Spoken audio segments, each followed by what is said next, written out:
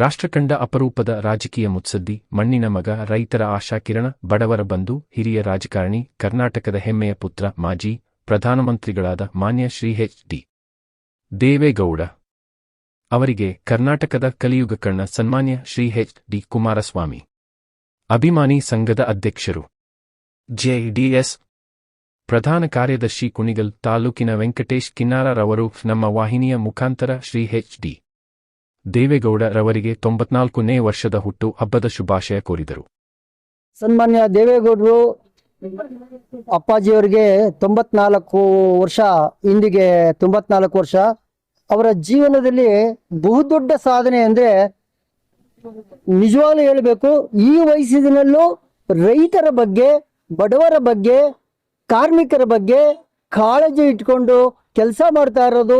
ಇಡೀ ದೇಶದಲ್ಲಿ ಮಾಜಿ ಪ್ರಧಾನಿಯಾಗಿ ಈ ಇಡೀ ದೇಶದಲ್ಲಿ 94 ಇಷ್ಟು ವಯಸ್ಸಿನ ಹಿರಿಯರಾಗಿ ರೈತರ ಬಗ್ಗೆ, ಕಾರ್ಮಿಕರ ಬಗ್ಗೆ ಹೋರಾಟ ಮಾಡ್ತಾ ಇರುವಂಥ ಒಬ್ಬ ಧೀಮಂತ ನಾಯಕ ಅವರೇ ಸನ್ಮಾನ ಎಚ್.ಡಿ. ದೇವೇಗೌಡರು. ಗೌಡರ ಗೌಡ ದೇವೇಗೌಡ, ನಿಜವಾಗ್ಲೂ ಹೇಳ್ಬೇಕಂದ್ರೆ ಅವರು ಗೌಡರ ಗೌಡ ದೇವೇಗೌಡ. ಇಂತಹ ಒಬ್ಬ ವ್ಯಕ್ತಿಗೆ ಸನ್ಮಾನ್ಯ ಹೇಳೋದು ಏನಪ್ಪ ಅಂತ ಹೇಳಿದ್ರೆ, ಆ ಭಗವಂತ ಶಿವ ಪಾರ್ವತಿ ಅವರಿಗೆ 108 ವರ್ಷ ದಂಪತಿಗಳ ಸಮೇತ ದೇವೇಗೌಡರು ಮತ್ತು ಚೆನ್ನಮ್ಮವರಿಗೆ ಆಯಸ್ಸು ಆರೋಗ್ಯ ಕೊಡಲಿ. ಹಾಗೆ ಈ ಧರ್ಮವನ್ನ, ನ್ಯಾಯವನ್ನ ಕಾಪಾಡು, ರೈತರನ್ನ ಉಳಿಸು, ಬಡವರನ್ನ ಉಳಿಸುವಂತ ಎಚ್.ಡಿ. ಕುಮಾರಸ್ವಾಮಿ ಅವರಿಗೆ ಮತ್ತು ಅವ್ರ ಮಗ ನಿಖಿಲ್ ಕುಮಾರಸ್ವಾಮಿ ಅವರಿಗೆ ಪದೇ ಹೇಳಿ ಅವರಿಗೆ ಬುದ್ಧಿಯಲ್ಲಿ, ಜ್ಞಾನದಲ್ಲಿ, ಹೃದಯದಲ್ಲಿ, ರಕ್ತ ಕಣದಲ್ಲಿ ತುಂಬಿರೋದೇ ಸನ್ಮಾನ್ಯ ದೇವೇಗೌಡರು. ಅವರಿಂದ ಖಂಡಿತವಾಗ್ಲೂ ಈ ಕರ್ನಾಟಕ ಸಮೃದ್ಧಿ ಆಗುತ್ತೆ. ಈ ಕರ್ನಾಟಕದ ನಾಡು ಒಂದು ಹಸಿರು ನಾಡು ಆಗುತ್ತೆ. ನೀವು ತಿಳ್ಕೊಂಡಿರ್ಬೋದು, ಕಾವೇರಿ 3ನೇ ಹಂತ ಇವತ್ತು ಬೆಂಗಳೂರಿನಲ್ಲಿ ಏನಾದ್ರು ದೇವೇಗೌಡರು ಹೋರಾಟ ಮಾಡಿ ಕಾವೇರಿ 3ನೇ ಹಂತ ಕೊಟ್ಟಿಲ್ಲ ಅಂದ್ರೆ ಇಡೀ ಬೆಂಗಳೂರು ಖಾಲಿಯಾಗಿ ಕಾಲು ಭಾಗ ಜನ, ಏನು 1.5 ಕೋಟಿ ಜನ ಇರೋದು, ಬರೀ 30 ಲಕ್ಷ ಜನನು 40 ಲಕ್ಷ ಜನನು ಇರ್ತಾ ಇರಲಿಲ್ಲ ಬೆಂಗಳೂರಲ್ಲಿ. ಎಲ್ಲ ಹೋಗ್ಬಿಟ್ಟಿರೋರು ನೀರಿಲ್ಲದೆ. ಕಾವೇರಿ ನೀರು ಇಡೀ ಬೆಂಗಳೂರಿನ ಮುಕ್ಕಾಲು ಭಾಗ ಜನಕ್ಕೆ ನೀರು ಕೊಡ್ತಾ ಇದೆ. ಹಾಗೆ ನೀವು ಮತ್ತಿನ್ನೊಂದು ಬಹಳ ವಿಷಯ ಹೇಳ್ತೀನಿ.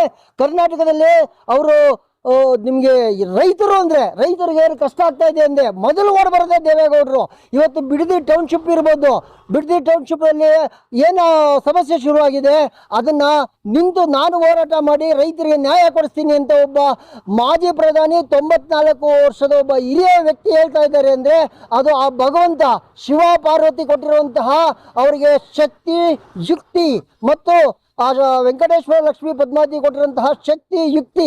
ದಯಮಾಡಿ ನಾನು ಕರ್ನಾಟಕ ಜನಕ್ಕೆ ಕೇಳೋದಿಷ್ಟೇ, ಇಂಥವರ ಕುಟುಂಬಕ್ಕೆ ಕರ್ನಾಟಕವನ್ನ ನೀವು ಕೊಡಿ.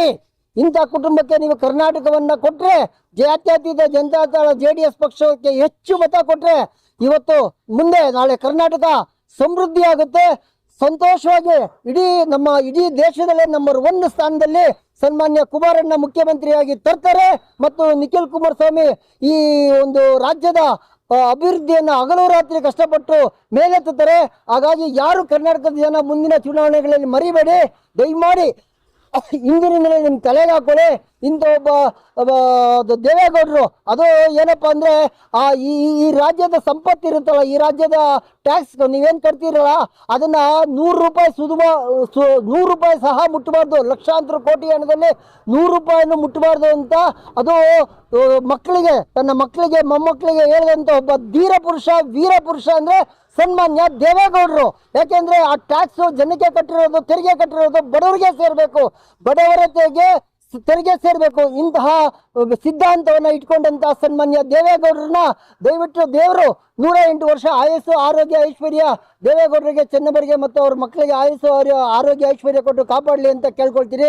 ನಾನು ಕಿರಾರ ವೆಂಕಟೇಶ್ ಅಂತ, ಎಚ್.ಡಿ. ಕುಮಾರಸ್ವಾಮಿ ಅಭಿಮಾನಿ ಸಂಘದ ಅಧ್ಯಕ್ಷ ವೆಂಕಟೇಶ್ ಕಿರಾರ. ನಮಸ್ಕಾರ.